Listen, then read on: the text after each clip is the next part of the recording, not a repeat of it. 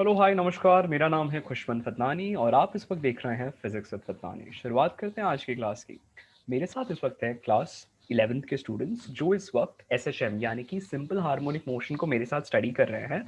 अब तक की क्लासेस में हमने काफ़ी सारे सवाल बनाए और कॉन्सेप्ट समझे हैं। आज के सवाल उसी का कंटिन्यूशन है। So let us start of with the first question. लिखो क्वेश्चन। आपके पास दिया जा रहा है किसी एक सिस्टम में there is a force acting given as, लिख लो अपने पास, there is a force acting F is equal to -100x। लिखो F is equal to -100x। लिखा सबने?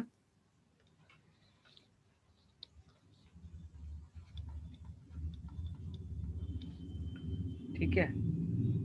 लेट्स से पेंडुलम का ही क्वेश्चन दिया हुआ है।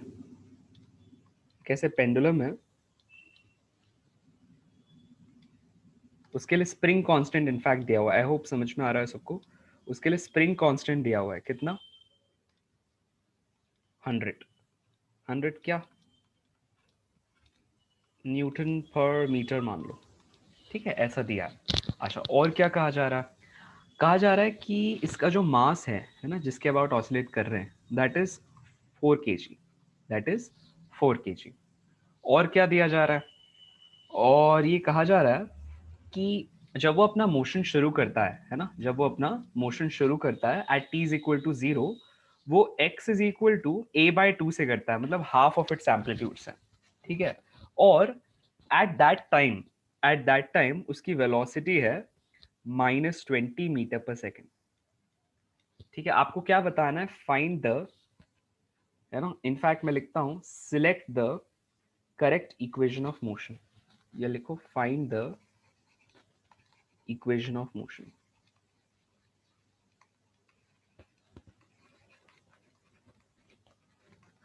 देखो, इस क्वेश्चन को मेरे साथ बनाते जाओ।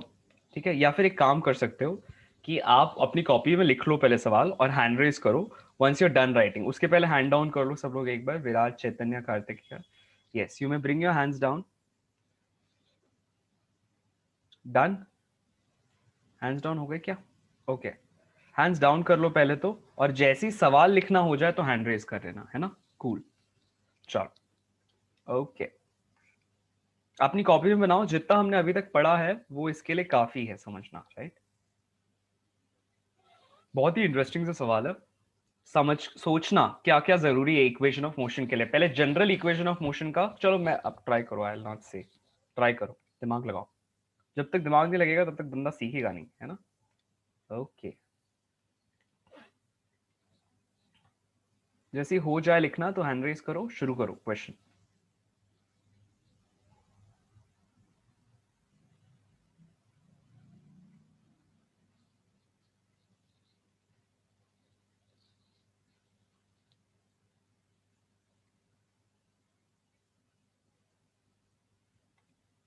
Class keep your hands raised if you are done with writing of the question. और जैसे ही सवाल हल कर लो, मतलब अपना अटेम्प्ट कर लो, तो हैंड डाउन कर लेना। ठीक है। Okay, cool.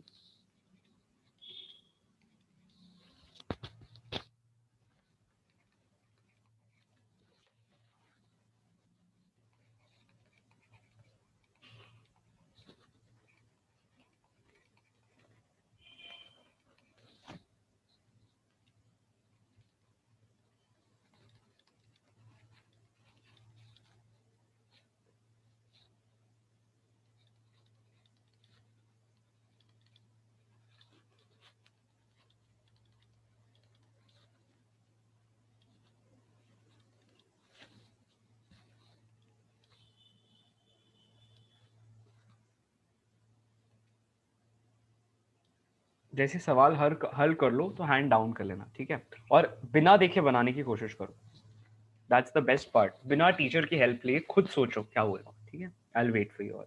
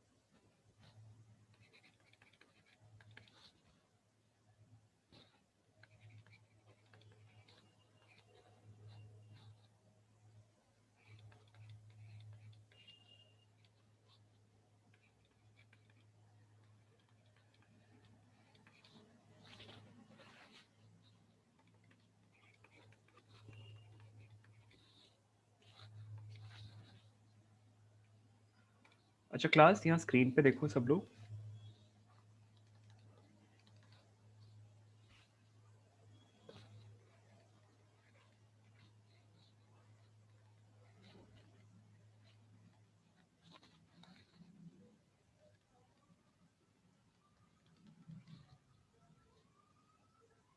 अब देख लो एक बार सोल्यूशन को, मैं बोलते जाता हूँ, ठीक है, ध्यान से समझना। अभी एक इक्वेशन ऑफ मोशन खोजनी है एसएचएम के लिए।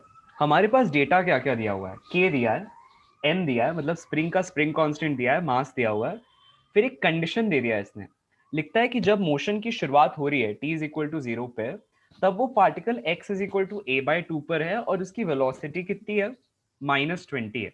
तो t इज इक्वल टू 0 पे बेसिकली दो कंडीशन दे दी गई, ये एक और ये दूसरी, और ये k और m देके तीसरी कंडीशन दे दी गई। ठीक है, तीन कंडीशन है। देखते हैं एक जनरल इक्वेशन क्या होती है। एसएचएम की जनरल इक्वेशन होती है x is equal to a sine omega t plus 5। ये हम पढ़ चुके हैं, हम जानते ही हैं, ये एक जनरल एक्सप्रेशन है किसी भी तरह का एसएचएम हो। हमने एक तरीका सीखा था, आपको याद होगा, k is equal to m omega square एक एक्सप्रेशन होता है, हम जानते हैं, है ना, के एम और ओमेगा के बीच में के दिया है, एम दिया है, तो क्या निकल आएगा, ओमेगा, है ना। यहां पर तो ओमेगा की जरूरत है। सपोज मैं टाइम पीरियड पूछता तो टाइम पीरियड कैसा होता है, 2 पाई बाय ओमेगा, है ना। तो 2 पाई बाय 5 भी निकल सकता था टाइम पीरियड, अगर जरूरत होती तो। अपन ने छुपा के रख दिया, अगर जरूरत पड़ी तो यूज कर लेंगे। अच्छा, ओमेगा निकल गया। अब हम लोगों के पास x दिया हुआ है, किसी एक पॉइंट ऑफ टाइम पर x कितना है, उस पर v भी दिया हुआ है ना, उस पॉइंट ऑफ टाइम पे, और हमें ओमेगा पता चल गया।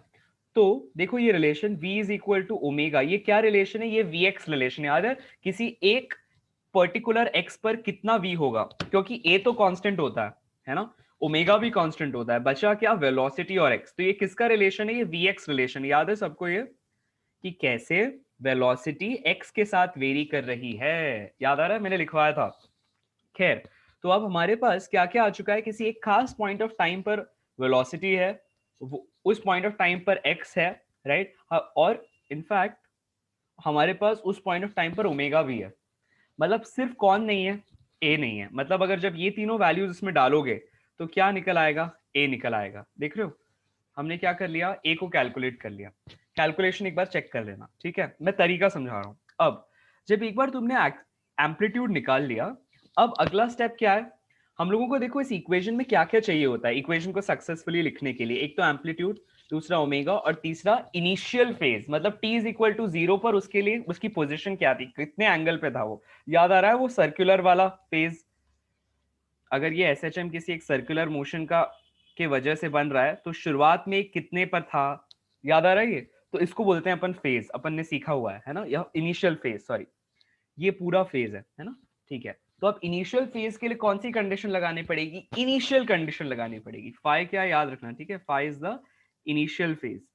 तो इनिशियल फेज को निकालने के लिए कौन सी कंडीशन लगानी पड़ती है, इनिशियल कंडीशन निकालनी पड़ती है। तो यहाँ पे इनिशियल कंडीशन क्या है, देखो, इनिशियली x कहां पर है, देखो t इज इक्वल, इनिशियल मतलब t इज इक्वल टू 0 पे, कितना x, देखो a बाई 2, तो मैं देखो मैंने यहाँ पे डाल दिया a बाई 2, है ना, और t 0 डाल दो। ये अपन ने किए हैं इस तरह के क्वेश्चन।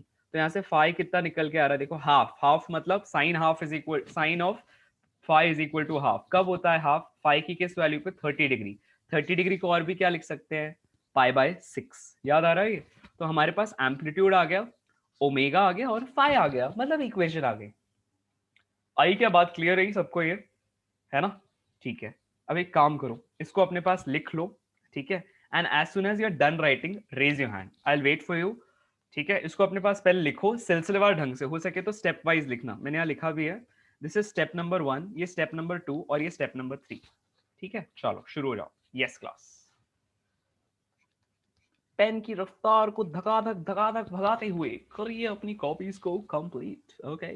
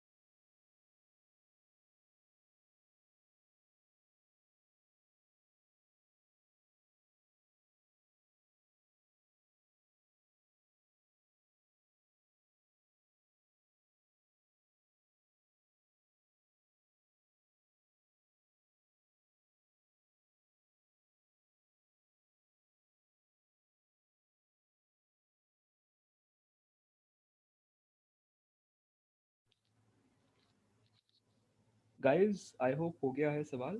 अगर हो गया है हम लोग बढ़ते हैं अगले सवाल पे। हैंड्स को रेज रखना, ठीक है? I let you know. तो अब अगला सवाल लिखो। आपके पास एक ऑब्जेक्ट है, वो अपना मोशन शुरू करता है मीन पोजीशन से। कौन कौन बता सकता है उसकी इक्वेशन क्या होगी? ऐसे लोग हैंड डाउन कर लें। कौन कौन बता सकता है कोई एक पार्टिकल जो मीन पोजीशन से अपनी एसएचएम शुरू करता है, उसके लिए इक्वेशन क्या होगी? मैंने लिखवाया है क्लास में, यहाँ से x इज इक्वल टू 0 से। और बता दिया तो आप निकाल भी सकते हो। अरे निकालो ना, ये वाला कंडीशन लगाओ, देखो उसका फाइ क्या आता है, चेक करो। t इज इक्वल टू 0 पे x इज इक्वल टू 0 डालो, देखो फाइ क्या आता है। पहले जनरल इक्वेशन लिखो। अरे सिखाया हुआ है यार। कौन कौन कर सकता है? हैंड रेज करो जल्दी से। पार्टिकल अपनी मीन पोजीशन से ऑसिलेशन शुरू करता है, उसके लिए इक्वेशन क्या हो जाएगी, ये लिखना है। अगर आता है तो हैंड डाउन कर लो। यार आना चाहिए। देखो इसके उसके ऊपर कितने क्वेश्चन कराए थे, मैंने दिखाया भी था। दो तरह की इक्वेशन होती है, एक x is equal to a sine omega t, और एक होती है x is equal to A cos omega t. याद नहीं है? चलो देखो, x इज इक्वल टू 0 पर t इज इक्वल टू 0 है। जनरल इक्वेशन लिख लो पहले। क्या होती है general equation? x is equal to a sine omega t plus five. अब मैंने क्या कहा कि भैया तुमको ऐसा लिखना है कि हमें बताना है कि उसकी जनरल इक्वेशन क्या होगी अगर मीन पोजीशन से, यानी कि यहां से वो ऑसिलेशन करना शुरू कर रहा है ना। तो यहाँ पे हम क्या लिखेंगे? x is equal to 0 at t is equal to 0, मतलब यहाँ 0 डाल दोगे तो उसके लिए फाइ कैसा आ जाएगा? 0। इसका मतलब उसकी जनरल इक्वेशन क्या बन के आ जाएगी? x is equal to a sine omega t. अरे भाई ये तो किया है, होना चाहिए यार। ठीक है। अच्छा, अब अगर हमारे पास x की वैल्यू आ गई है कि ये इक्वेशन होती है, अब मैं एक दूसरा सवाल पूछ रहा हूँ। आपको बताना है कितना टाइम हो रहा होगा जब वो x is equal to a by 2 पर पहुंच जाएगा। जरा निकाल के बताओ। What would be the time when particle reaches at x is equal to a by 2? जरा बताना तो क्लास, देखो कौन बता सकता है। और याद रखना आपको टोटल टाइम के टर्म्स में बताना है, कैपिटल टी के टर्म्स में। ये सब्स्टिट्यूशन यूज कर सकते हो। जिसका जिसका आंसर आ जाए वो लोग हैंड रेज करेंगे। क्विक, लेट मी सी कौन बना पाता है। सब्स्टिट्यूशन करना है बस, और कुछ नहीं। लेट मी सी कौन बच्चे बता पाते हैं। कराया है मैंने इस तरह का क्वेश्चन। वो पार्टिकल कितनी देर के बाद यहां पहुंचेगा x is equal to A by 2 पे, ये बताना है। चलो देखें कौन कौन बता पाता। करो करो, सब्स्टिट्यूट करो।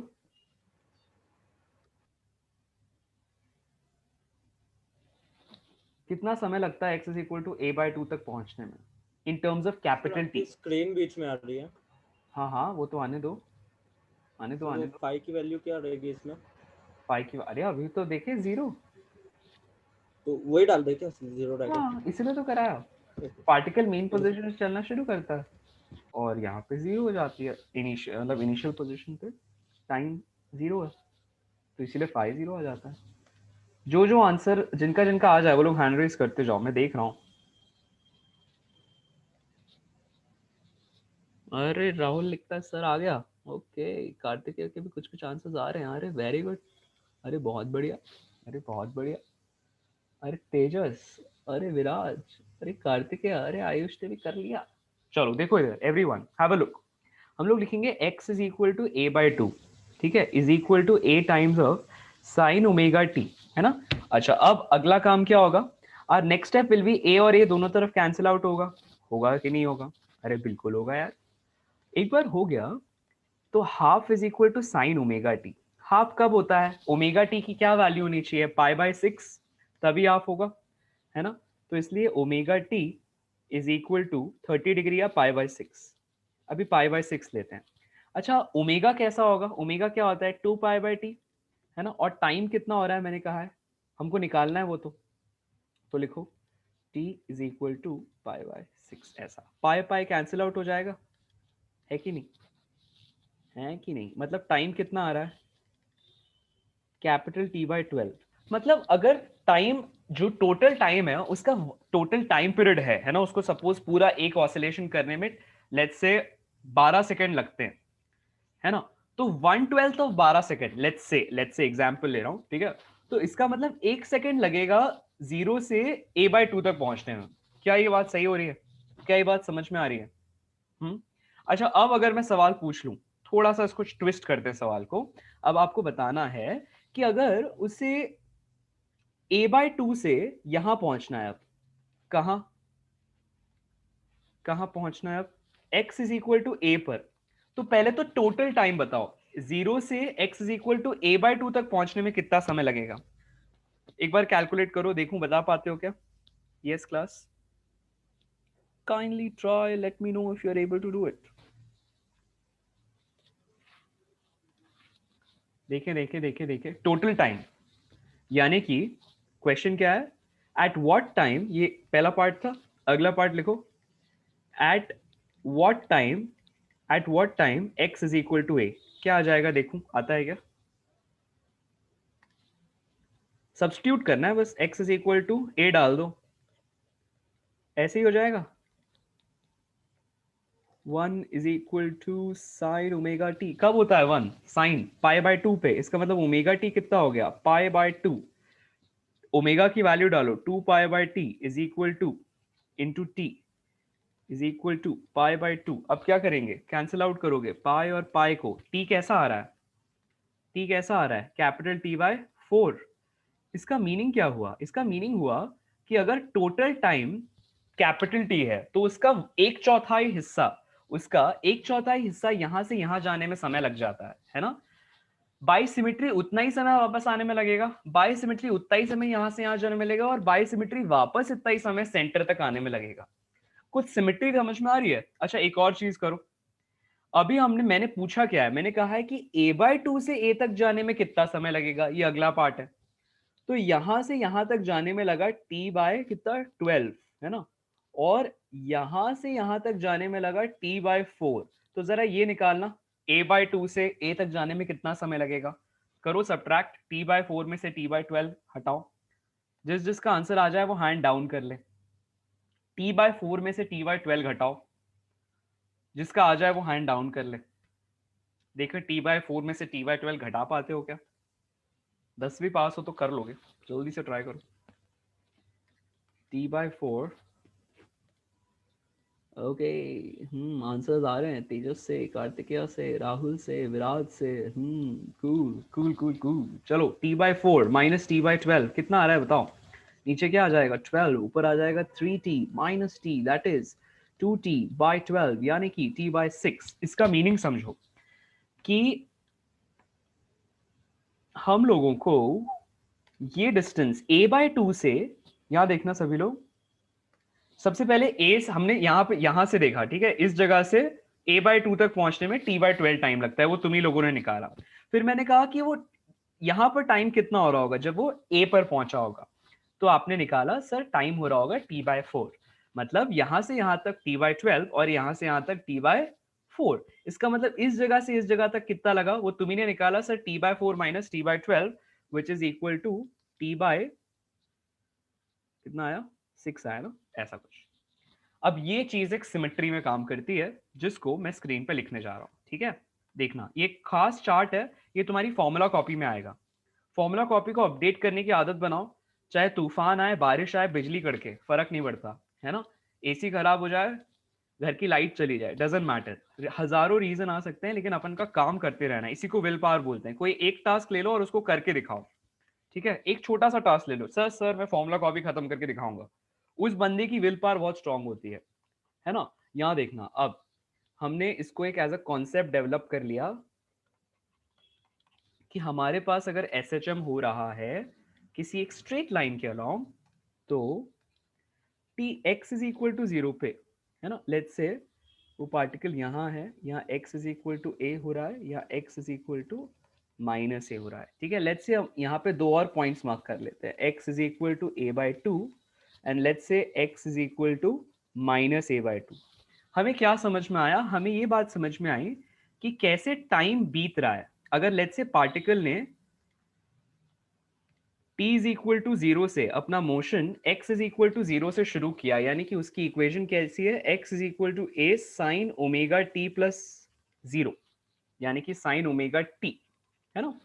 अब उस पार्टिकल को ट्रैवल करने में कैसा समय लगता है, देखो पहले वो यहाँ से यहाँ जाता है ना, एंड देन यहाँ से यहाँ जाता है, फिर वापस यहाँ से यहाँ आता है, और फिर और फिर से एक बार, और फाइनली वापस पहुंच जाता है अपनी ओरिजिनल पोजीशन। ये क्या हुआ, ये पार्टिकल की एक ऑसिलेशन हुई कि नहीं, देखो दिस इज वन ऑसिलेशन। और हमने इसमें टाइम पीरियड भी देखा, देखा यहां से यहां तक जाने में लगा था t/4 लगा था, और ये वाले टाइम में लगा था t/12, यहां आ रहा था t/6, राइट। ओके, तो अब वापस आने में भी, मतलब a से a/2 तक बाय सिमेट्री वापस आने में भी कितना समय लगेगा, t/6। उसी तरह से यहां तक वापस पहुंचने में भी बाय सिमेट्री कितना समय लगेगा, t/12। यही चीज कॉपी और पेस्ट करते चले जाएंगे, यही चीज कॉपी और पेस्ट करते चले जाएंगे, है ना। अब जरा सबका सम करके देखो टी आता है कि नहीं, आना चाहिए, चेक करो। 1 2 3 4, है ना, हमारे पास 4 है t/4, देखो 4 है t/12, और 1 2 3 4 है t/6। जरा देखो क्या आता है, t/3 प्लस 2t/3, टी आ रहा है कि नहीं आ रहा है, बिल्कुल आ रहा है। इसका मतलब ये एक ऑसिलेशन है, क्योंकि टी क्या था, टी था time period which is equal to time taken for one oscillation. यहां से हमने प्रूव कर लिया कि कैसे t is time period for one oscillation, और ये एक ऑसिलेशन है। हमें ये बात समझ में आ रही है क्या class, this is time taken for one oscillation. ऐसे क्वेश्चंस आते हैं एग्जाम में, बताते हैं कैसे, देखो आपको क्वेश्चन में दे देगा कि बताओ कि x is equal to a/2 से a तक पहुंचने में कितना समय लगेगा। बच्चा सोचते रह जाएगा, ओ भाई क्या करूं।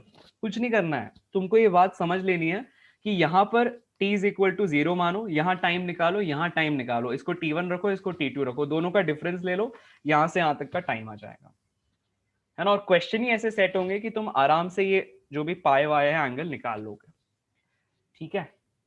एक और क्वेश्चन करो, देखें कर पाते हो क्या, है ना। ये लिख लेना, डोंट वरी, अगर मीनिंग समझ में आ रही है तो कर लोगे। देखो ये कर पाते हो क्या, क्वेश्चन लिखो।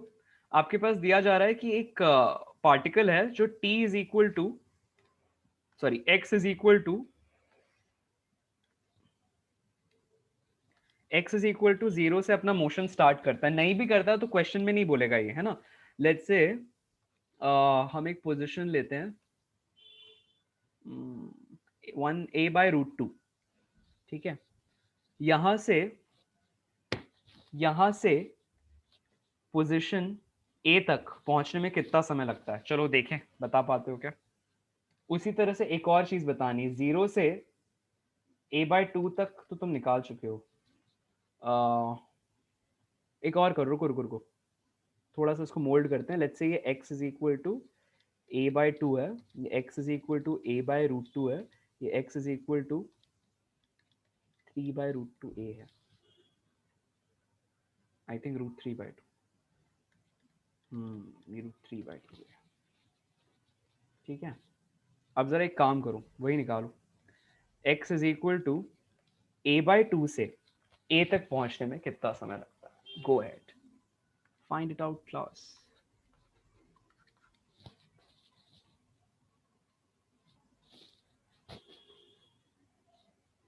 और वापस आने में कितना समय लगता है ये भी बताओ, है ना। ये भी बताओ कि यहां से यहां तक जाने में कितना समय लगेगा, और यहां से यहां तक आने में कितना समय लगेगा। तो this is t1, this is t2, है ना। तो आपको क्वेश्चन बोलता है t1 बताइए, t2 बताइए, और t1:t2 का रेशियो बताइए, ठीक है। चलो शुरू हो जाओ।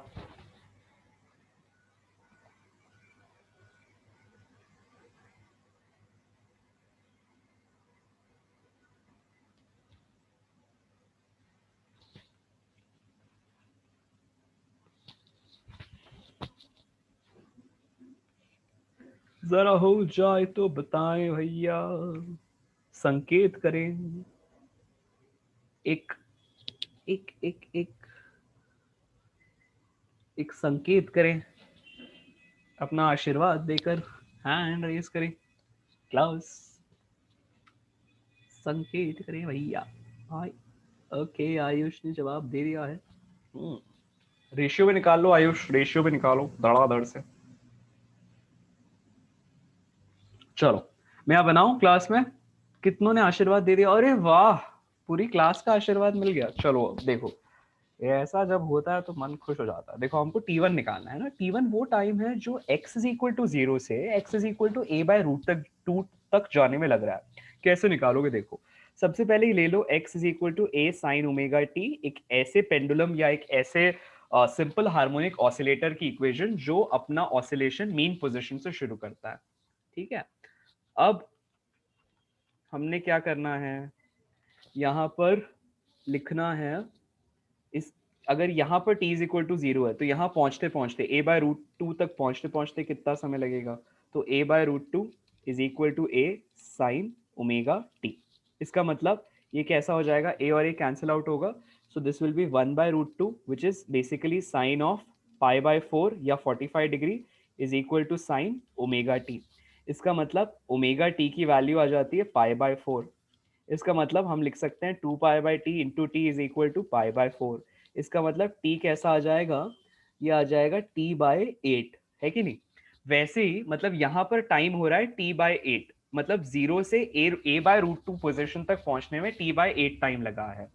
अब क्वेश्चन बोलता है आपको कि आपने a बाय रूट 2 से a तक पहुंचने का टाइम निकालना है। ये तो तुम जानते ही हो कितना लगता है, t बाय 4 टाइम लगता है, अभी अभी अपन ने निकाला। ठीक है, तो अब t बाय 4 में से t बाय 8 ये वाला सब्ट्रैक्ट कर दोगे तो ये आ जाएगा, है ना। तो कर दो सब्ट्रैक्ट, t बाय 4 में से t बाय 8 यानी उसका हाफ हम सब्ट्रैक्ट कर रहे हैं, ऑब्वियस बात है कितना बचना चाहिए, ये हो जाएगा 2 बाय 8 माइनस 1 बाय 8 यानी कि t बाय 8। मीनिंग क्या हुई कि यहां से यहां तक टाइम लग रहा है t बाय 8, और यहां से यहां तक 0 से a बाय रूट 2 तक t बाय 8, है ना। दोनों जगह t बाय 8 लग रहा है टाइम, ऐसा सोच के देखो लग रहा है कि नहीं, चेक करो एक बार, देखो एक बार क्लास चेक करो, 0 से a बाय रूट 2 तक और a बाय रूट 2 से a तक दोनों केस के लिए टाइम कैसा लग रहा है, सेम लग रहा है, and equal to t by 8। So t1 is also t by 8, this is also t by 8। Ratio कैसा हो जाएगा, 1:1। ये क्लियर है क्या सबको, जिसको क्लियर हो गया मैंने क्या किया अभी अभी, वो लोग जरा हैंड डाउन कर लें। जिसको ये क्लियर हुआ मैंने क्या किया वो लोग हैंड डाउन करें। मैं एक बार और बताऊं, देखो आपने x इज इक्वल टू 0 पर मीन पोजीशन गई, यहां से यहां तक का पहले टाइम निकाला, ये सेम फंडा लगा के t बाय 8 आया, ये हाफ यहाँ 0 से a तक पहुंचने में t बाय 4 टाइम लगता है, तुम निकाल चुके हो।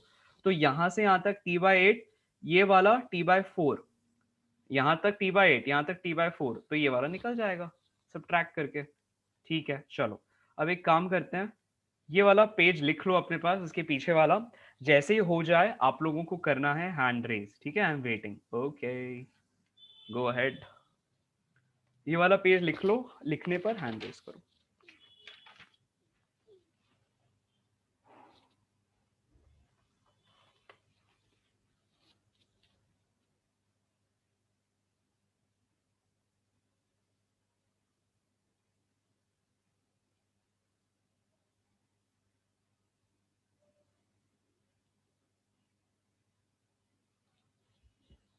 चलो गुड, अब एक काम करते हैं, थोड़ा सा फेज कैलकुलेशन करते हैं, है ना, या इसी तरह का कुछ सवाल देना, थोड़ा सा घुमाएं क्वेश्चन को, कुछ कुछ घुमाते हैं, थोड़ा सिमिलैरिटी हो रही है, कुछ घुमाते हैं क्वेश्चन को सर थोड़ा। एक डाउट था डाउट पिछले है क्वेश्चन में। कुछ यार, पूछो पूछो, चलो पूछ लो फटाफट से पूछना। ओके पूछो पूछो जल्दी से। सर, हमने पहले निकाला था कि टोटल मतलब x 0 से लेके x a तक t बाई 6 था, ना और ना अ, ना, ये 0 से लेकर तो, a तक t बाय 4 था, तभी तो ये वाला, अरे भैया भूल गए, एक मिनट रुको, देखो from 0 to a, sir sorry वो हाँ मैंने दूसरा वैल्यू देख लिया था। हाँ हाँ हाँ, ये t बाय 4 था, है ना, यहाँ, और इसमें से तुमने t/12 सब्ट्रैक्ट किया ताकि t/6 आए, तुम लोगों ने तो किया। फिर उसके बाद ये सर वो तो वैल्यू डाउट ही नहीं मैंने रहा कोई। दूसरा देख लिया। कोई बात नहीं, देखो इसीलिए मैं कहता हूँ एंड आते आते सब क्लियर हो जाता है। चलो ठीक है, ओके, क्लास एंड पे आते हैं, नेक्स्ट वाले सवाल पे आते हैं मतलब। अच्छा, नेक्स्ट वाला सवाल क्या बोलता है, ये पिछले साल का मैं तुम लोग को जेई का सवाल कराना चाह रहा हूँ। सिलेक्ट द, कराएं क्या, चलो करा देते हैं। Select the correct graph for variation of kinetic energy of a simple harmonic oscillator with time। एक सिंपल हार्मोनिक ऑसिलेटर के लिए टाइम के साथ काइनेटिक एनर्जी कैसे वेरी हो रही है, ये बताना है आपको। सबसे पहले एक बात समझो, क्या काइनेटिक एनर्जी कभी नेगेटिव हो सकती है क्या? Can it be negative? Never. क्यों? क्योंकि काइनेटिक एनर्जी का एक्सप्रेशन क्या होता है? काइनेटिक एनर्जी का एक्सप्रेशन क्या होता है? K E is equal to half M V square. V, हम अगर वी है और उसका स्क्वायर कर दिया तो square number is always positive and mass is also always positive. इसका मतलब हाफ एम वी स्क्वायर कभी नेगेटिव नहीं हो सकता। इसको दिमाग में बिठा लो, that kinetic energy is always greater than equal to zero, never less than zero. हमने एक, आपको याद होगा, एक प्रिंसिपल समझा था क्या, कि frequency of kinetic energy is double of the frequency of SHM। और इसको हमने समझा भी था, वो तेजी से मिनिमम मैक्सिमम दो बार हो जाती है। जब तक ऑसिलेशन सिर्फ एक होती है तब तक काइनेटिक एनर्जी दो बार बदल चुकी होती है, मिनिमम मैक्सिमम। इसलिए मैंने कहा था उसका फ्रीक्वेंसी इज 2 टाइम्स फ्रीक्वेंसी। इसका मतलब काइनेटिक एनर्जी भी ऑसिलेशन मोशन शो कर रही है। क्या शो कर रही है? ऑसिलेटरी मोशन शो कर रही है। देखो इस तरह से। अब तुम्हारे पास 4 ऑप्शन है, देखो कर पाते हो क्या। और एक ऐसे पार्टिकल के लिए जिसके लिए equation I will give you.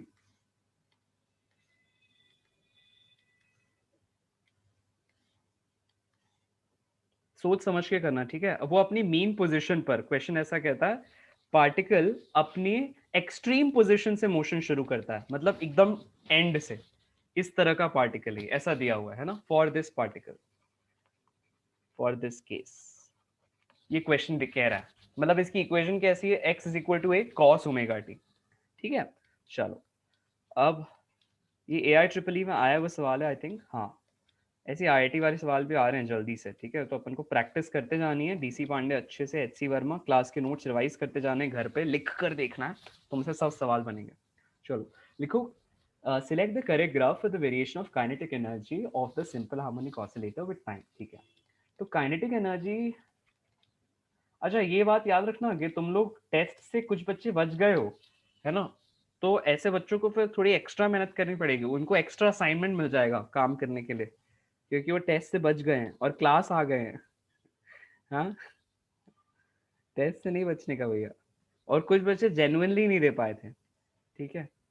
कोई बात नहीं, कोई बात नहीं, नेवर माइंड। लेकिन हो सके तो मत बचा करो, दे दिया करो, फेलियर का मुकाबला कर लो। पता है ना फेल होने वाले हैं, फिर भी दे दो, ठीक है।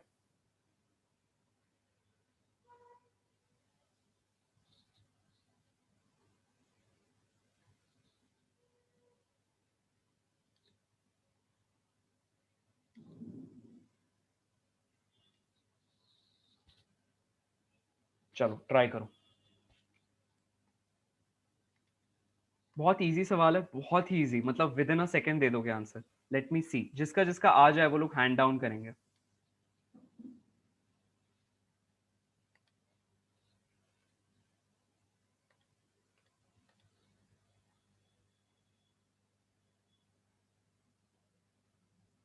जिसका जिसका आंसर आ जाए वो लोग हैंड डाउन करेंगे। बहुत सिंपल सवाल है, मजे मजे में मत कर देना, मैं पूछ सकता हूँ, ठीक है। तभी चलो सर तो बोल रहे हैं, अरे हैंड डाउन करने में क्या जाता है। चलो देखो, एक हिंट देता हूँ। T इज इक्वल टू 0 पे पार्टिकल कहाँ पे है? अपनी एक्सट्रीम पोजिशन पे है। कहाँ पे है? अपनी एक्सट्रीम पोजिशन पे है। और एक्सट्रीम पोजिशन पे क्या होता है? पार्टिकल मोमेंटली रुक जाता है, याद है क्या? ये x is equal to a है, ये x is equal to minus a है। सेंटर पे पोजीशन होती है, वेलोसिटी होती है मैक्सिमम, यानी कि a ओमेगा, याद है क्या? और यहाँ पे पार्टिकल मोमेंटली रुक जाता है। चलो आप ट्राई करो।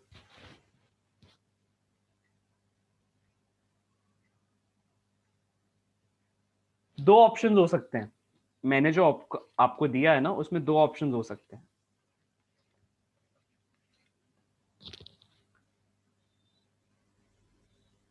अच्छा मुझे एक बात बताओ आयुष, ग्राफ नंबर सी हो सकता है क्या? और रीजन भी बताना क्यों नहीं हो सकता, अगर हो सकता है, नहीं हो सकता तो, अगर हो सकता है तो अच्छी बात है, बोलो। सी आंसर हो नो सकता है सर, क्या? नहीं हो सकता, क्यों? नो रीजन बोलो, रीजन दो। सर, नेगेटिव साइड में जा रहा है। हाँ, अभी अभी हमने सीखा कि काइनेटिक एनर्जी नेगेटिव नहीं हो सकती, जबकि इस केस में हो जा रही है। ठीक है, तो हम लोग यहाँ पर पहला काम करते हैं, इसको क्रॉस मार्क कर देते हैं। अच्छा अगला केस, कुशल, डी आंसर हो सकता है क्या? सोच के बताओ। इनिशियल टाइम पे क्या काइनेटिक एनर्जी मैक्सिमम हो सकती है अगर पार्टिकल अपनी ओरिजिनल अपनी हाईएस्ट पोजीशन से शुरू कर रहा है ऑसिलेशन? No sir. क्यों? क्यों समझाओ, सबको समझाओ क्यों। क्योंकि एक्सट्रीम पोजीशन पे वेलोसिटी जीरो रहती है हाँ और काइनेटिक एनर्जी वेलोसिटी के स्क्वायर के प्रोपोर्शनल है। ठीक है, ठीक है, इसका मतलब काइनेटिक एनर्जी कैसी होनी चाहिए मैक्सिमम पोजीशन पे? H x zero. मैक्स पे जीरो होनी चाहिए, जबकि यहाँ जीरो है क्या? यहाँ जीरो है क्या? No sir. नहीं है, इसका मतलब डी भी नहीं हो सकता। शानदार। अब बचते हैं ए और बी, दोनों हो सकते हैं। अब इनमें से गेस करना क्या होता है आंसर। ठीक है, let's see if you are able to do it. So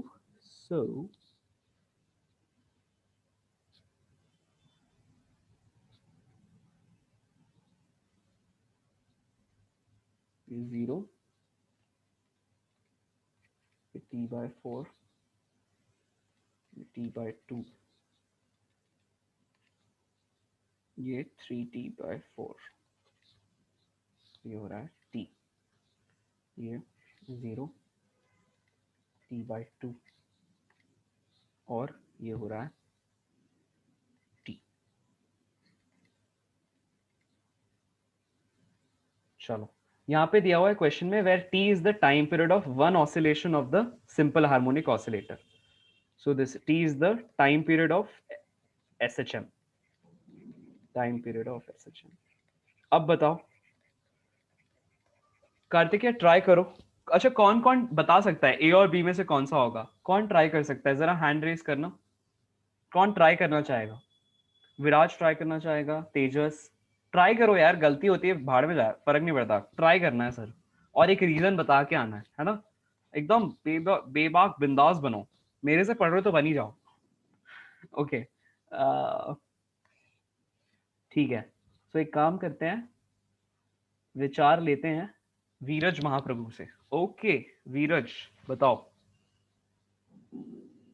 reason भी देना पड़ेगा, ऐसे अंधेरे में तुक्काबाजी नहीं। हाँ बोलो। सर ए होगा। अच्छा ए होना चाहिए, क्यों होना चाहिए समझाओ सबको। यस। तो अगर अपन बी वाले ग्राफ में देखते हैं तो हाँ उसमें हाँ उसका टाइम पीरियड टी तक दिया हुआ है। ठीक तो है। उसमें एक काइनेटिक एनर्जी एक ही बार बढ़ रही है। अच्छा एक ही बार बढ़ के फिर मिनिमम हो रही है, ऐसा एक बार ऑसिलेशन हो रहा है, ठीक है। Yes sir. हाँ हाँ, तो क्या? एंड अगर सर अपन देखते हैं कि एक्सट्रीम पोजीशन से उसका चालू हुआ ऑसिलेशन तो हाँ वापस एक्सट्रीम पे आके एंड होगा। हाँ हाँ, तो ठीक है ना, मैं तो यहाँ फिर 2T दे देता ऐसे तो, में दो बार। ऐसे 2T दे देता फिर, तब भी फर्स्ट वाला होता क्या? नो सर, बट स्टिल यहाँ पे एक ऑसिलेशन टी का नहीं होता है ना। हाँ, मतलब कहने का मतलब ये क्या कह रहा है कि अगर सपोज, विराज क्या समझाना चाह रहे हैं देखो इसको, अगर मैं सपोज SHM प्लॉट करता, साइन वाला ग्राफ प्लॉट करता, तो वो कुछ ऐसा आता, देखो ऐसा जो मैंने अभी पिंक से बनाया है।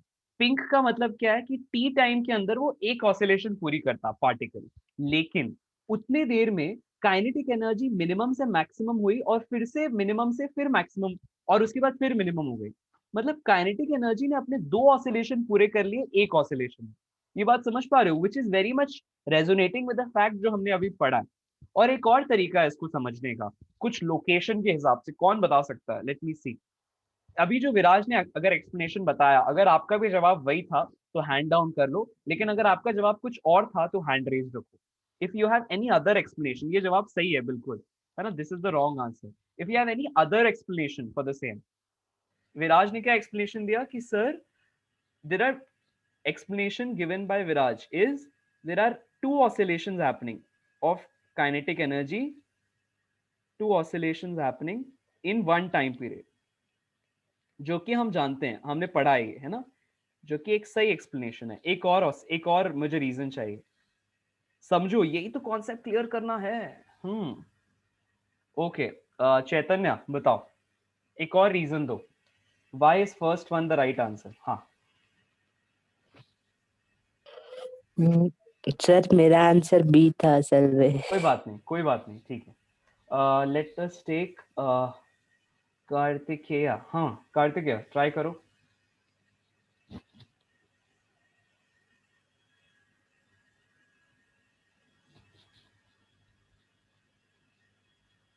ओके आयुष ट्राई करो।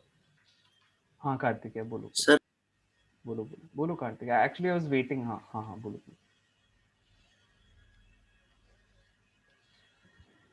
सर फर्स्ट ग्राफ सर वही कि इसमें टू ऑस्किलेशंस में एक ऑस्किलेशन कंप्लीट किया इसलिए ज्यादा ये तो हो गया, नहीं प्रेफरेंस। ये तो हो गया, और एक रीजन, एक और। ओके चलो ठीक है, और कोई रीजन बताना चाहेगा, anyone else?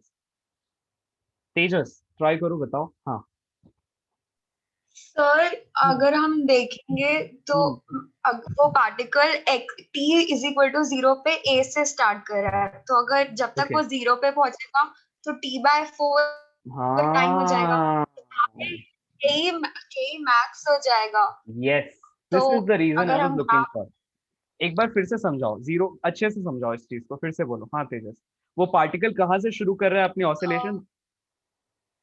x is equal to A से वो अपनी ऑसिलेशन शुरू कर रहा है, और तो वहां वो पे, x इज इक्वल टू 0 पे जाएगा नेक्स्ट। हाँ तो मतलब यहाँ से हाँ यहाँ यस सर, जाएगा, वहां जब वो पे यहाँ पर है तब उसकी वेलोसिटी जीरो है, तब उसकी काइनेटिक एनर्जी भी कैसी होगी, जीरो, दिख रहा है, ठीक है यहाँ है। अच्छा, जब वो पार्टिकल कहाँ पे आ जाता है तेजस? मीन पोजीशन पे, मतलब यहाँ पे कितने टाइम के बाद आएगा? t/4 टाइम के बाद, अभी अभी हमने पढ़ा। हाँ, तो अगर t/4 टाइम पार्टिकल कवर कर लेता है और उसकी वेलोसिटी हो जाती है मैक्सिमम, मतलब उसकी काइनेटिक एनर्जी भी कैसी हो जाएगी, मैक्सिमम। सही कह रहा हूँ तेजस, यही बोल रहे हो? हाँ, और यही चीज हमें दिख रही है यहाँ पे, सब लोग देखो, जब t/4 हो रहा है तो काइनेटिक एनर्जी हो गई है मैक्सिमम, है ना। t/2 मतलब पार्टिकल यहाँ पहुंचेगा, t/4 और कवर करके यहाँ पहुंचेगा, और फिर से वापस कैसा हो जाएगा, रुक जाएगा यहाँ, क्योंकि एक्सट्रीम पोजिशन है, देखो यहाँ रुक गया, टोटल टाइम t/2 है। फिर वो यहाँ आएगा, मतलब अब की बार t/4 t/4 t/4, 3t/4 हो गया, देखो यहाँ पे 3t/4, देखना ध्यान से सब लोग, यहाँ से शुरू किया t/4 t/4 t/4, यानी कि 3t/4 टाइम हो चुका है और वो मीन पोजीशन पे पहुंचा हुआ है। देखो 3t/4 पे उसकी काइनेटिक एनर्जी कैसी है, मैक्सिमम, जो कि हैवी है ना। अच्छा, फिर से t/4 कर लिया, है ना, ट्रैवल पार्टिकल ने, और फिर कहाँ गया, एक्सट्रीम पोजीशन पे, मतलब t/4 t/4 t/4 and t/4, 4t/4 मतलब कितना हुआ, एक टाइम पीरियड कंप्लीट कर लिया, और वापस कहाँ पहुंच गया, जहां से ऑसिलेशन उसने शुरू किया था।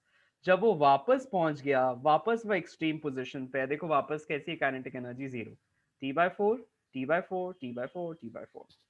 गुड, आई होप ये क्लियर है सबको। जबकि यहाँ देखो वैसा नहीं हो रहा है, यहाँ पे t/2 पे मैक्सिमम हो रहा है, ये जो भी फंक्शन है ना, t/2 पे मैक्सिमम हो रहा है, जबकि यहाँ पे देखो यहाँ से शुरू किया तो t/4 पर ही अपनी मैक्सिमम वैल्यू को पा ले रही है काइनेटिक एनर्जी। चैतन्य, ये बात क्लियर हुई क्या, मैं क्या समझा रहा हूँ? इज द पॉइंट क्लियर, क्यों ये वाला ऑप्शन गलत है? Yes sir. Okay good good, मैं समझाने बोल सकता हूँ, है ना, कभी भी एनी टाइम किसी को भी, कि भैया अब तुमने समझा, मतलब समझाना पड़ेगा, ऐसा ऐसा नहीं चलेगा। चलो ओके, अगला सवाल देखते हैं क्लास। हमारे पास एक खास तरह का मैं सवाल करा रहा हूँ, ठीक है, देखो ये कर पाते हो क्या। मैं एक स्ट्रैटेजी लिखवाता हूँ, लिखो स्ट्रैटेजी 2, लिखो strategy 2 find time period in any given scenario. क्या होता है कि कभी कभी ना हमको क्वेश्चन में अलग अलग तरह के केसेस आ जाते हैं और उन केसेस में हम लोगों को बोलता है टाइम पीरियड निकालो, फ्रीक्वेंसी बताओ, ओमेगा बताओ। तो टाइम पीरियड निकालना आसान है, क्यों? क्योंकि ओमेगा से निकाल लोगे। फ्रीक्वेंसी निकालना भी आसान है, क्यों? क्योंकि ओमेगा से निकाल लोगे। लेकिन ओमेगा कैसे निकालोगे? ये चीज निकालने के लिए क्या चाहिए होता है? Restoring force. क्या चाहिए होता है? Restoring force. याद करो, मैंने बताया था, है ना? और रीस्टोरिंग फोर्स कहां से? देखो, एक पार्टिकल है जो अपनी मीन पोजीशन के बाद राइट लेफ्ट ऐसा कर रहा है ना? अब वो क्योंकि पार्टिकल ऑसिलेट कर रहा है अपनी मीन पोजीशन के अबाउट, तो क्यों कर रहा है? क्योंकि उसको एक रीस्टोरिंग फोर्स वापस खींच के लाता है। तो उसके लिए पहले सबसे पहले पता होना चाहिए कि मीन पोजीशन कहां पर है ना? तो हमारे पूरे फंडामेंटल का पहला स्टेप है find out the mean position.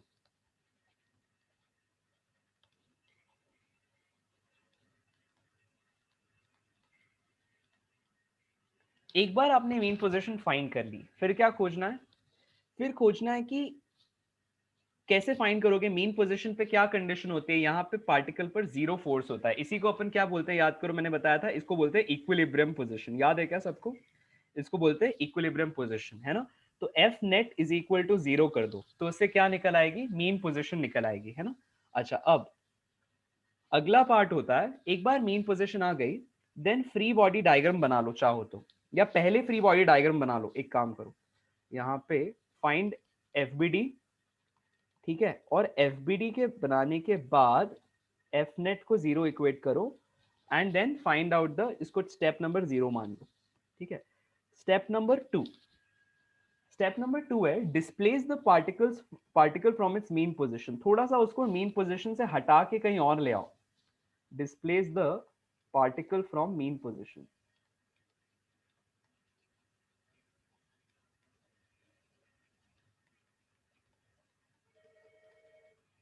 ठीक है? अच्छा, फिर आप देखो कि कितना रीस्टोरिंग फोर्स पार्टिकल में काम कर रहा है, जो चाहता है कि वो वापस अपनी मेन पोजीशन पे खींचा चला है। यानी कि find out the restoring force. ये काफी बुक्स में तुम्हें अलग अलग जगह मिलेगा, restoring force which tends to pull the particle back to its mean position,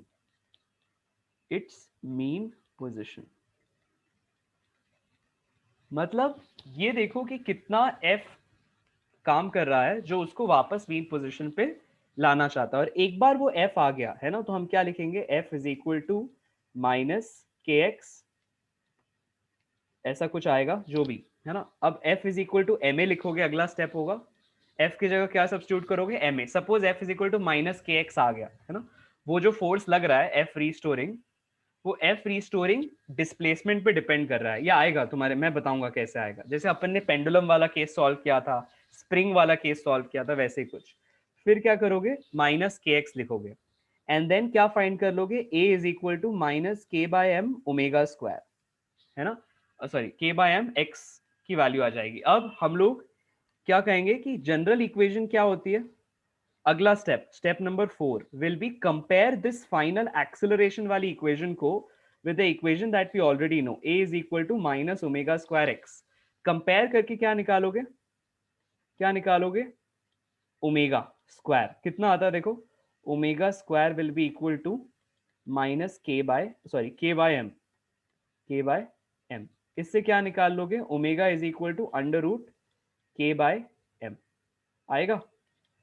और जब यहां से टाइम पीरियड निकालोगे, स्टेप नंबर 5, वो तुम जानते हो यार। अब time period is 2 pi by omega, इसका मतलब 2 pi under root of M by K. अब ये जो के है ना, ये हर केस में अलग अलग होता है। एक स्प्रिंग वाले केस में के स्प्रिंग का स्प्रिंग कांस्टेंट है, जरूरी नहीं है हर बार ऐसा हो। इसको ट्राई करते हैं, ठीक है? चलो एक बार लिख लो जरा इसको, जो मैंने स्क्रीन पे लिखाया। Write it on your copies and kindly raise your hands. Yes class, okay.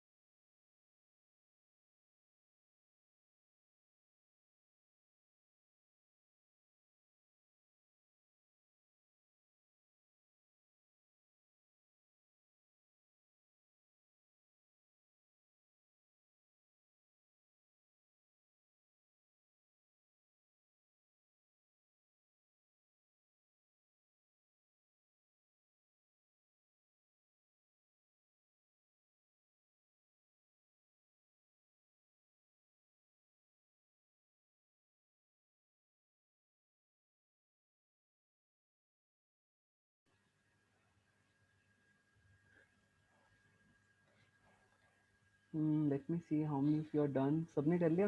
जल्दी से कर लो. देखो अब मैं एक बात बताता हूँ आप लोगों को, है ना.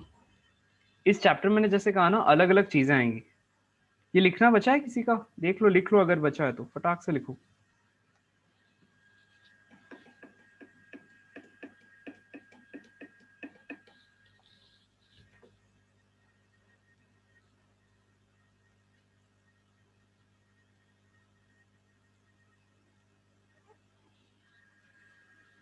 आगे बढ़ाएं क्लास? चलो अब मैं आगे बढ़ा रहा हूँ, बहुत टाइम लग रहा है. चलो देखो, हमारे पास एक बात समझना आप, ठीक है. थोड़ा सा फ्लूइड्स में अपन एंटर कर रहे हैं. किस में एंटर कर रहे हैं? फ्लूइड्स में. एक कहानी सुनो. आप लोग ने घरों के बाथ टब में या स्विमिंग पूल में, नदी में जब भी कभी लास्ट गए होगे, अभी जाना मत ठंड में ऑफ कोर्स, तो सपोज हम लोग कभी गए हैं, है ना, हमने क्या महसूस किया? जैसे भी हम पानी में जाते हैं हम लोग हल्के हो जाते हैं. अपने टोज पे भी हम खड़े हो सकते हैं. कभी अपने घरों की अगर आपके टैंक्स होती है, लोग उतरते हैं साफ सफाई करवाते वक्त एक्सेट्रा, तो जब भी whenever there is water, है ना, there is one common observation. You can also stand on your toes. आप अपने टोज पे भी खड़े हो जाते हैं, हल्के हो जाते हैं, क्योंकि, है ना. तो ऐसा क्या चीज है जो हमको हल्का कर देती है इन द पानी? हमारा वेट हमेशा नीचे काम कर रहा होता है. In water there is a very special quality. सिर्फ वाटर नहीं, हर तरह के फ्लूइड में एक खास प्रॉपर्टी होती है. उसको अपन कहते हैं बॉयंसी. क्या कहते हैं? बॉयंसी. कोई बड़ी चीज नहीं है. तुम लोग एक गुब्बारा फुलाना, ठीक है, और उसको पानी में डाल देना. क्या करना है? गुब्बारा फुलाना और उसको पानी में डाल देना. You will observe one thing.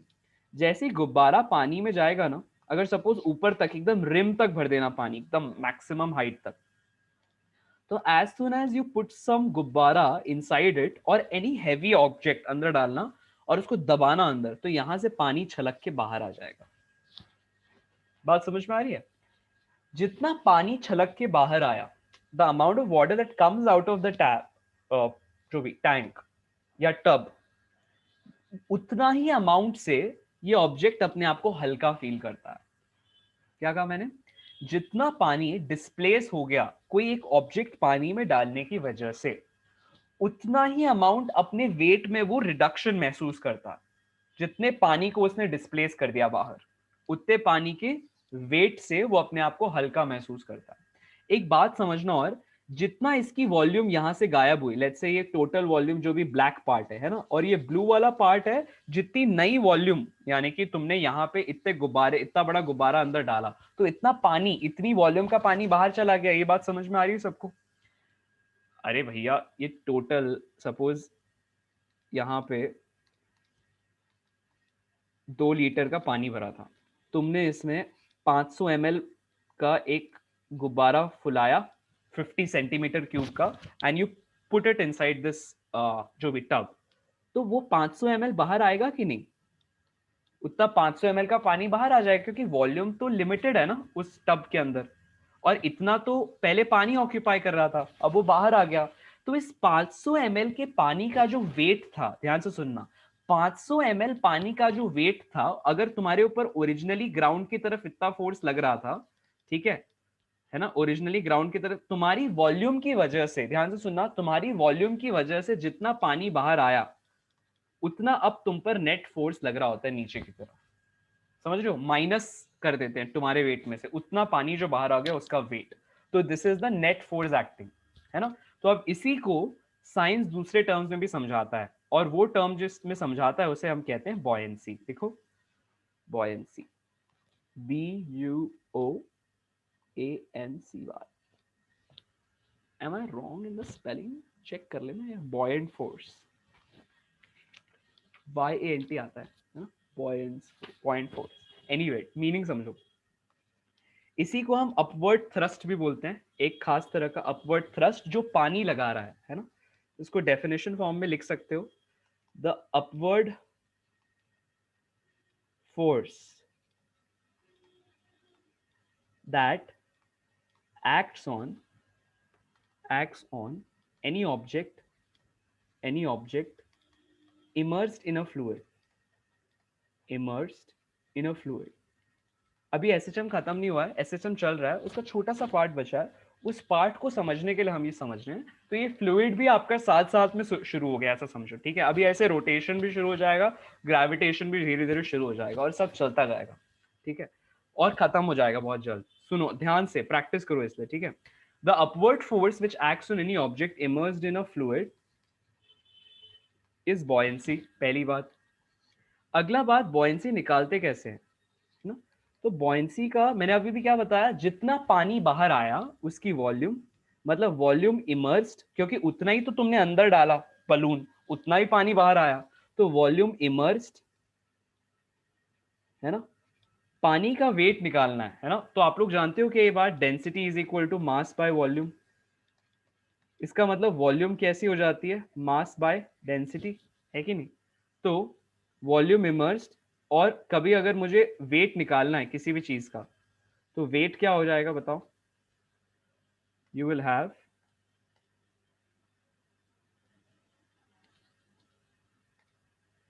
Wait of any object is equal to mg, ये तो हम जानते ही हैं, है ना। और ये है, चलो इसको शुरू से लिखते हैं थोड़ा सा और डिलीट करके, b is equal to weight of liquid displaced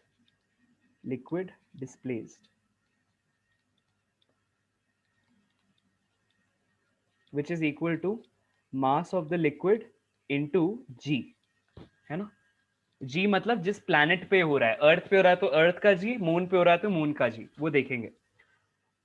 और मास ऑफ द लिक्विड, अब हमने अभी क्या देखा, density is equal to mass per unit volume, यानी कि मैं मास को क्या लिख सकता हूं, डेंसिटी इंटू वॉल्यूम, है ना। तो mass of liquid is density of liquid into volume of liquid times of G. और कोइंसिडेंटली जितना वॉल्यूम बाहर डिस्प्लेस हुआ है लिक्विड का, volume of liquid displaced outside, volume of liquid displaced, जितना पानी बाहर छलका है बेसिकली, है ना, that is equal to volume immersed. ये हम जो समझ ही गए, है ना, वॉल्यूम इमर्स्ड, ठीक है। यहीं से मैं डायरेक्ट लिख रहा था बट अपन ने थोड़ा टर्न ले लिया। तो क्या हो गया basically, density of liquid into volume immersed, कितना तुमने पानी इमर्स मतलब उसमें सॉलिड डाला है अंदर, टाइम्स ऑफ जी। ये तुमको वो अपवर्ड फोर्स दे रहा है ना, ठीक है। बात क्लियर हुई क्या सबको। और थर्ड स्टेप क्या है इसका, मतलब now what is the F net that is acting on a body. तो लेट्स से अगर तुम यहाँ पे हो, ठीक है, तैर रहे हो पानी में, कोई भी एक ऑब्जेक्ट को ले लो, है ना, something which is floating, it means हम लोग अभी ना बॉयंसी को बी से रिप्रेजेंट करेंगे, ठीक है। तो ऊपर की तरफ जो फोर्स लग रहा है जो तुमको हल्का बना रहा है, दैट इज बी, और बॉयंसी सभी फ्लूइड्स देते हैं। और नीचे की तरफ एक फोर्स काम कर रहा है जिसको मैं mg या क्या कहता हूँ, वेट। तो एफ नेट कैसा हो गया, एफ नेट हो गया वेट माइनस बॉयंसी। क्या हो गया, weight minus buoyancy, which is equal to mg, है ना, minus rho L into V immersed times of G. ये बात क्लियर हुई क्या है, बात क्लियर हुई। सिंपल है ना। तुमने किसी ऑब्जेक्ट को, ध्यान से फिर से सुनना एक बार, हमने किसी ऑब्जेक्ट को पानी में इमर्स किया, पानी क्या किसी भी लिक्विड में इमर्स किया, वो हल्का हो जाता है। हल्का हो जाता है मतलब जरूर उसके ऊपर कोई अपवर्ड फोर्स काम कर रहा है जो उसको हल्का करने का काम कर रहा है ना। हमने कहा कि हम इस फोर्स को अब से आज से बॉयंसी कहेंगे। और एक बात याद रखने वाली है कि जितना पानी बाहर छलक के बाहर आ गया तुम्हारे अंदर जाने से, वो उतना ही पानी है वॉल्यूम में जितनी तुम्हारी वॉल्यूम है, जितना तुम अंदर गए हो पानी के। यानी कि volume immersed is equal to volume of the liquid displaced, है ना। अच्छा, और जितना पानी बाहर आया है, बाहर की आया है, उसका वेट ही वो बॉयंसी है जो तुम पर ऊपर की तरफ काम कर रही है। मतलब तुम पर उतना ही फोर्स ऊपर काम करेगा जितना पानी तुम उठा के बाहर फेंक दोगे, उसका वेट तुम्हारे अंदर जाने की वजह से। तुम ही बलून हो ऐसा मान लो थोड़ी देर के लिए। अच्छा, अब m क्या होता है, रो इंटू वी, यहां से आ रहा है ना। तो ये वो लिक्विड है जो बाहर डिस्प्लेस हुआ है, तो उसकी डेंसिटी इंटू उसकी वॉल्यूम इज इंटू जी। लेकिन कोइंसिडेंटली लिक्विड की volume is equal to the volume immersed, इसीलिए यहां पर ये एक्सप्रेशन आ गया। आई होप सबको क्लियर हो रहा है। नीचे वेट काम कर रहा है, ऊपर बॉयंसी है। अब SHM का एक फंडा समझो, इस केस को कहते हैं केस ऑफ या oscillations of a floating cylinder. ऐसा मान लो, मतलब ऐसा जरूरी नहीं है स्टीरियोटाइप में तुमको लिखना ही है, तुम चाहो तो मत भी लिखो, तुम्हारे ऊपर। फ्लोटेशंस या ऑसिलेशंस ऑफ लिख लोगे तो याद आएगा, बस और कुछ नहीं बाद में। Oscillations of, I'll make the font size huge.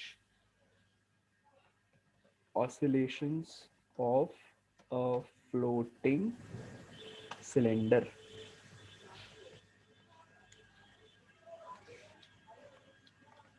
अब क्या हो रहा है, तुम्हारे पास पानी है कहीं पे, ठीक है, लेट्स से ये पानी को रिप्रेजेंट कर रहा है ऐसा कुछ, ठीक है।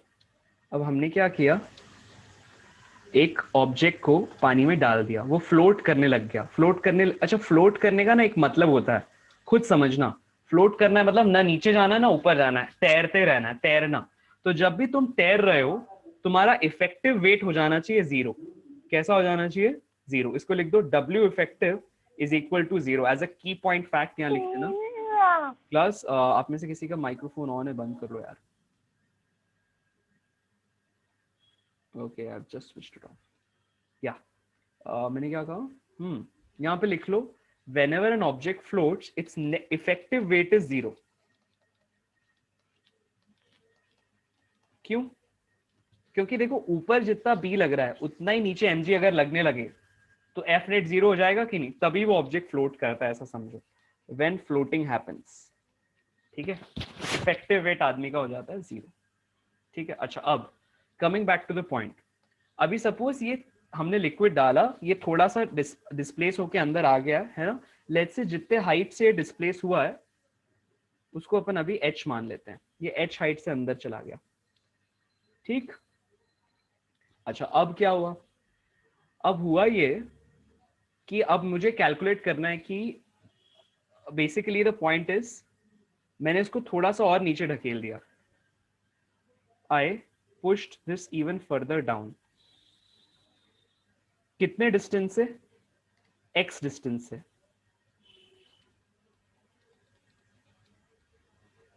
ठीक है। दोनों केस में बॉयंसी निकालो, क्या आ जाएगी, ठीक है। इसका क्रॉस सेक्शन एरिया A मान लो, लेट्स से सिलेंडर है अगर ऐसा तरह का, ठीक है, स्क्वायर सिलेंडर मान लो या फिर सर्कुलर क्रॉस सेक्शन एरिया का मान लो, तुम्हारे ऊपर है। क्यूबॉइड भी मान सकते हो, कुछ भी है, मतलब है ना, ठीक है। जनरली तो ऐसा दिखा रहा हूं सामने से, लेकिन ये एक्चुअली ऐसा है ना। और इसका जो ऊपर का क्रॉस सेक्शन एरिया है वो A है। A इज द CSA या क्रॉस सेक्शन एरिया बोलते हैं इसको, CSA भी बोलते हैं, ठीक है, क्रॉस सेक्शन एरिया। CSA बहुत काम आएगा जो अपन 12th का सिलेबस कर रहे होंगे। तो क्रॉस सेक्शन एरिया ऑफ या CSA ऑफ सिलेंडर, ठीक है। H is initial height immersed और H plus X is final height immersed. तो अपन ने क्या बोला, स्टेप्स क्या थे, तुम पहले चाहो तो ये देख लो, जब हमने उसको H हाइट पे तैरा दिया, यहाँ पे वो फ्लोट कर रहा है ना, तब कौन कौन से फोर्सेस काम कर रहे हैं। एक तो ऊपर की तरफ काम करेगा कौन सा, बॉयंसी, और एक नीचे की तरफ काम करेगा वेट। तो मैं क्या लिख सकता हूँ, buoyancy is equal to weight is the first equation. Now mg is equal to v immersed into rho L times g। इसका मतलब दोनों तरफ क्या कट जाएगा, g और g, है ना। और ये जो v इमर्स्ड है, वॉल्यूम इमर्स्ड, इसको अपन क्या लिख सकते हैं, खुद सोचो। वॉल्यूम क्या होती है, लेंथ इनटू एरिया, है ना, यानी कि ये वाली वॉल्यूम, ठीक है। क्या लिख सकते हो इसको, ये शेडेड वॉल्यूम, इसको ऐसे लिख लो, शेडेड वॉल्यूम, ताकि देख के या समझ में आए। इमर्स्ड वॉल्यूम मतलब जितना पार्ट नीचे गया है, ठीक है। अब इसको क्या लिखें बताओ, ये केस 1 की बात कर रहे हैं अभी। मैं ऐसा लिख सकता हूं कि this is basically H, right, times of A into rho L G is equal to M। Sorry, G तो कट गया ना, G तो कट गया, ये M। एक एक्सप्रेशन आ गया, इसको संभाल के रख लो। वो वाला पहला स्टेप जो अपन ने सीखा ना, कि निकाल लो इक्विलिब्रियम पोजीशन क्या है। ये इक्विलिब्रियम पोजीशन दे रहा है basically, this is the equilibrium position. मतलब जहां पे अभी ये रखा हुआ है, जिस पोजीशन में है, ये इसकी इक्विलिब्रियम पोजीशन है। फ्लोट्स क्यों क्यों क्यों क्यों? अच्छा, एक और रीजन है, मैंने क्या बताया था, इक्विलिब्रियम पोजीशन पे क्या होना चाहिए, नेट फोर्स 0 होना चाहिए, इसीलिए इक्विलिब्रियम पोजीशन है। ठीक है, जितना ऊपर बॉयंसी उतना नीचे वेट, ये हो गई इक्विलिब्रियम पोजीशन। अगर ऑसिलेट करेगा तो इसी पोजीशन के अबाउट करेगा। देखो ऐसा, यहाँ पे अभी इस पोजीशन में लगा हुआ है, कोई भी एक पॉइंट को ले लो, लेट्स से इस पॉइंट को ले लो, तो ऐसा ऐसा, ये नीचे वाला अगर तुम देखोगे, तुम तो ऊपर ही देखोगे, तो तुमको ऐसा दिखेगा, ऊपर नीचे अगर ऑसिलेट करेगा तो, है ना, वो हम देखते हैं करेगा क्या। अब जैसे तुमने इसको थोड़ा सा नीचे एक्स्ट्रा डाल दिया, थोड़ा सा एक्स्ट्रा डाल दिया, वेट तो नहीं बढ़ा, लेकिन नीचे की तरफ जितना इमर्ज्ड वॉल्यूम है वो बढ़ गया। ध्यान से समझो, mg में कोई इजाफा नहीं आया, लेकिन जो इमर्ज्ड वॉल्यूम है, वी इमर्ज्ड, वो बढ़ गया। सो इसको एज अ फैक्ट लिख सकते हो, केस 2 में, when cylinder is pushed down,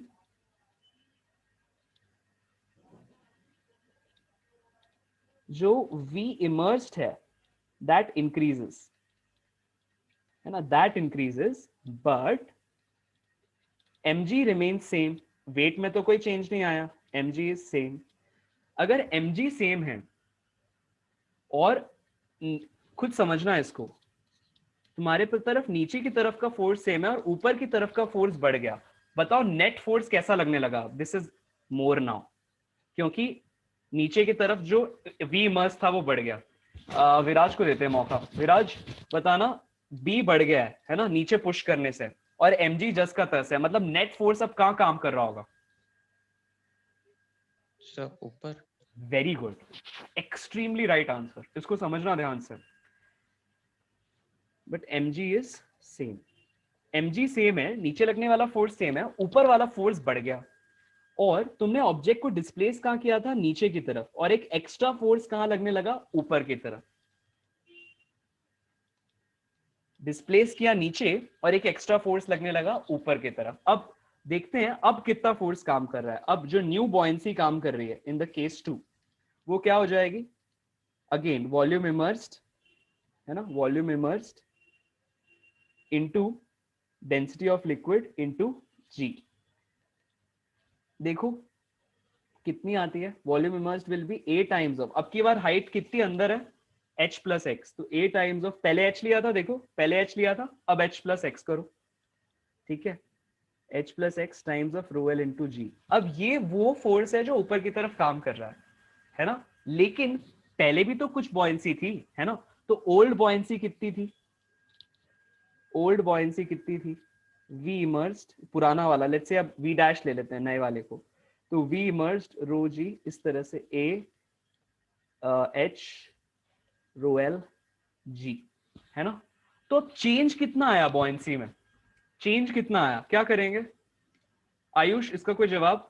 change in buoyancy कितना आया जो एक्स्ट्रा नया फोर्स लगने लगा नीचे ढकेलने से? कैसे निकालेंगे आयुष, बताओ उसको। चेंज इन बॉयंसी, हाँ हाँ बोलो, सब्ट्रैक्ट कर लेते, क्या बोल रहे हो?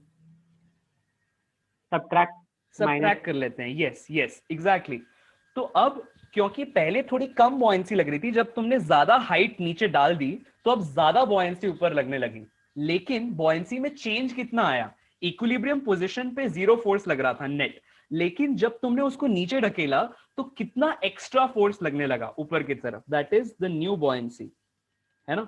कितना आ रहा है देखो वो, that is coming out, subtract करोगे तो a यहाँ पे basically b new minus b old करना है ना, old, this comes out to be a x रो l g, ऐसा आ रहा होगा। इसको रो l g यहाँ रखते हैं और x को यहाँ रखते हैं, ये वो नेट फोर्स है, this is the f new, या इसको कह सकते हैं रीस्टोरिंग फोर्स। क्या कह सकते हैं? रीस्टोरिंग फोर्स, जो कहाँ काम कर रहा है? अब ऊपर की तरफ काम कर रहा है कि नहीं? और x कहाँ था? नीचे की तरफ था, इसलिए साइन कौन सी लगा सकता हूं? माइनस, क्योंकि x कहाँ था? नीचे की तरफ, x was downwards, लेकिन जो न्यू f है या f रीस्टोरिंग है वो कहाँ काम कर रहा है, ऊपर की तरफ. सो f रीस्टोरिंग इज द नई बॉयंसी, थोड़ी सी और बॉयंसी जो डेवलप हो गई है ना पार्टिकल को नीचे ढकेलने से, इसी को मैं क्या कहूंगा, रीस्टोरिंग. क्योंकि ये क्या करेगी, ये जो अब नया बॉयंट फोर्स डेवलप हुआ, ये चाहेगा कि पार्टिकल वापस अपनी किस पोजीशन में आ जाए, इक्विलिब्रियम पोजीशन पे आ जाए. याद करो इक्विलिब्रियम पोजीशन पे पोटेंशियल एनर्जी कैसी होती है राहुल, इक्विलिब्रियम पोजीशन पे पोटेंशियल एनर्जी कैसी होती है, मिनिमम या मैक्सिमम, जब F 0 होता है तो सर मिनिमम. मिनिमम, क्योंकि काइनेटिक एनर्जी मैक्सिमम होती है ओरिजिन पे. V मैक्स है, काइनेटिक एनर्जी मैक्स है, मतलब पोटेंशियल एनर्जी मिनिमम है. मैंने लिखवाया था हर सिस्टम चाहता है कि मैं मिनिमम पोटेंशियल एनर्जी की कंडीशन में रहूं, इसीलिए ये पूरा का पूरा सिस्टम वापस चाहेगा कि मैं ऊपर आ जाऊं. और उस पर कौन काम कर रहा है, कौन काम कर रहा है, एफ नेट. एफ नेट जो एक्स्ट्रा लगने लगा, ये वाला फोर्स, ये चाहेगा सिस्टम वापस अपनी ओरिजिनल पोजीशन पे आ जाए. देखो हमने वही स्टेप सब फॉलो किए, यहां देखना सब लोग. पहले हमने एफबीडी बनाया, ठीक है, एफ नेट इक्वल टू 0 किया, उसे इक्विलिब्रियम पोजीशन आ गई. फिर पार्टिकल को डिस्प्लेस किया उसकी मेन पोजीशन से, ठीक है, और देखा कि अब कितना एक्स्ट्रा फोर्स लगने लगा, यानी कि एफ रीस्टोरिंग, जिससे वो अपनी मेन पोजीशन पे वापस आ जाए. अब अगला स्टेप क्या है, F restoring is equal to minus K X कर दो, या माइनस के एक्स आ रहा होगा एम ए कर दो, ठीक है. तो हमारे पास देखो आ रहा है कुछ, ये F minus F is equal to minus K into X, है ना. Your step should be F is equal to minus से डालो और ओमेगा निकालो, ओमेगा से टाइम पीरियड निकालो. ट्राई करते हैं जरा, यहीं पे आंसर आ जाएगा, ठीक है.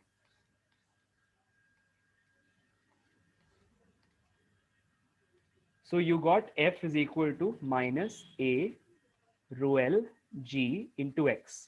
Now you need to write f is equal to ma is equal to minus a rho L g into x.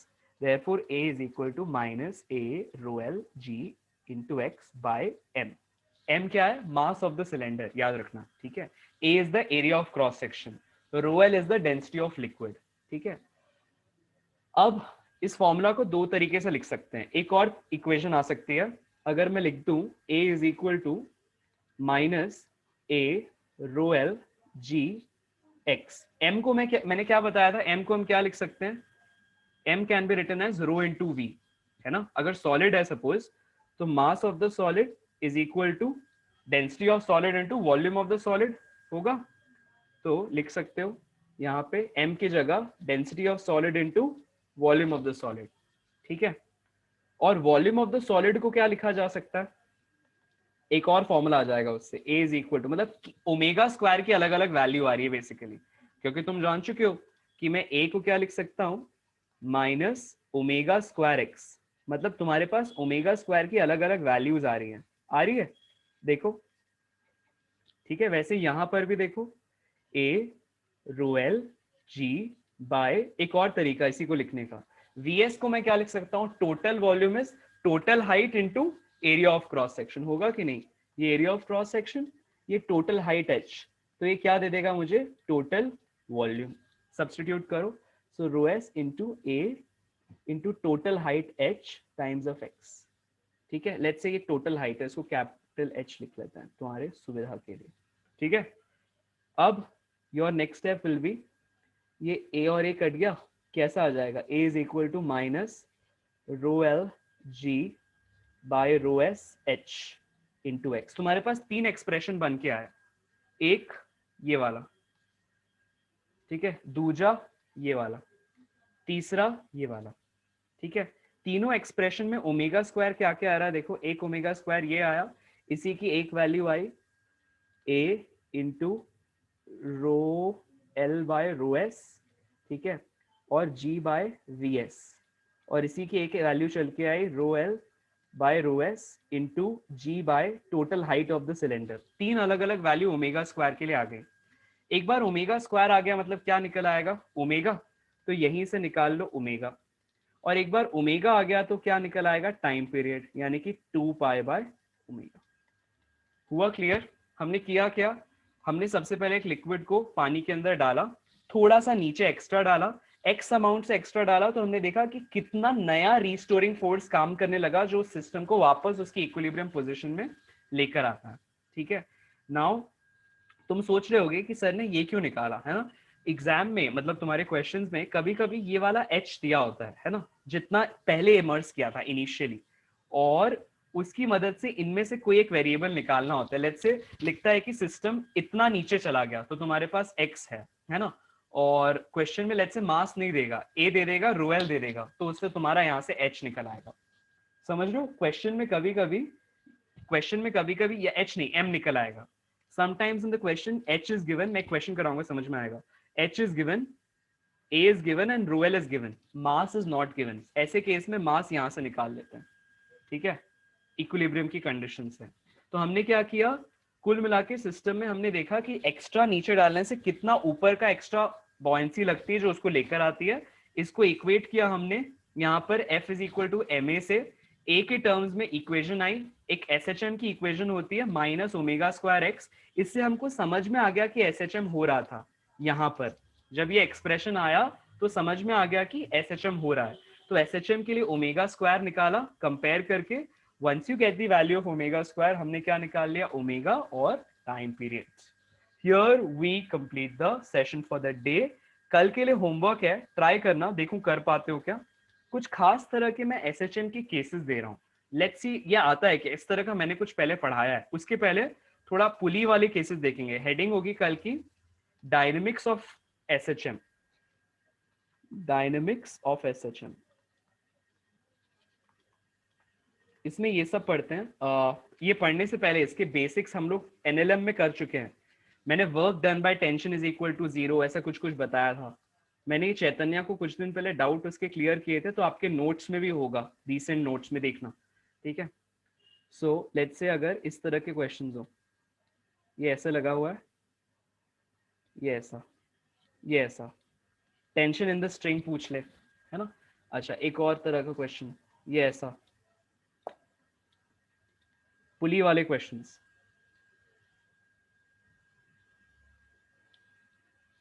Acceleration पूछ ले, किस एक्सेलरेशन से वो नीचे जा रहा है ना।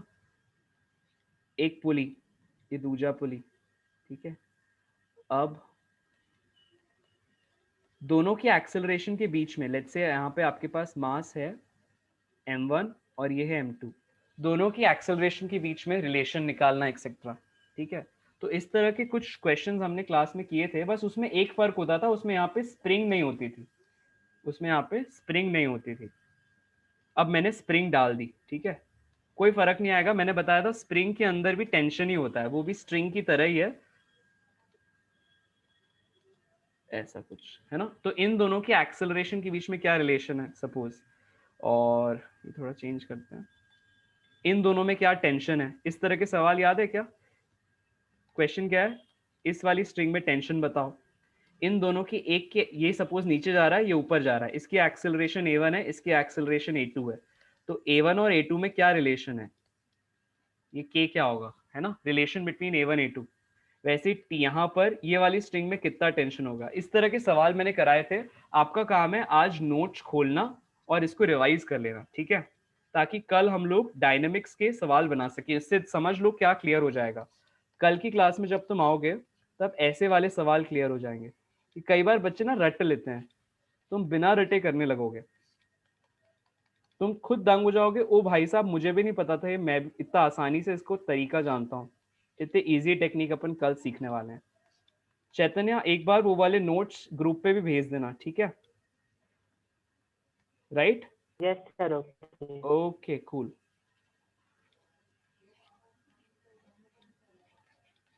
है ना, और भी सवाल देखो, अलग अलग तरह के सवाल हैं।